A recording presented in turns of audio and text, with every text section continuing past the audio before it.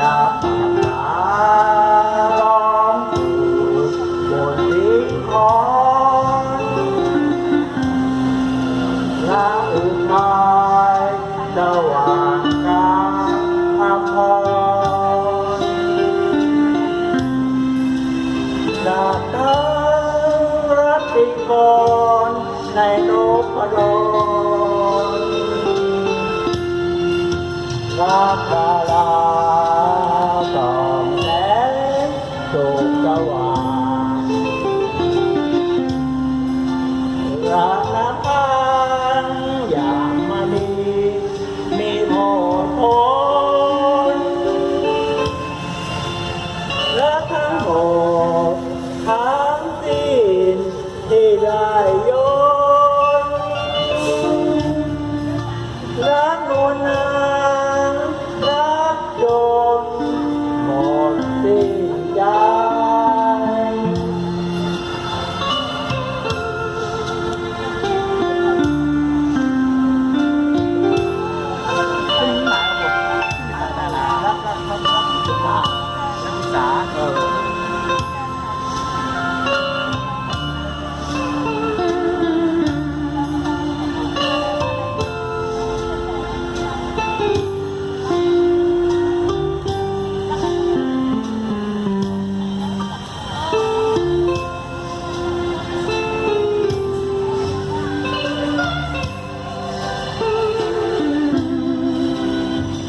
รักษา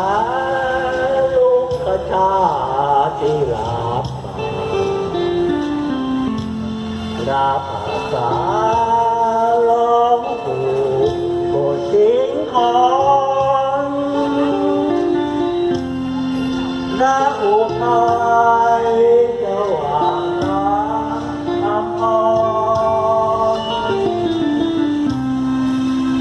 รักทั้งรัตติกรในนพดลรักดาราส่องแสงสุขสว่าง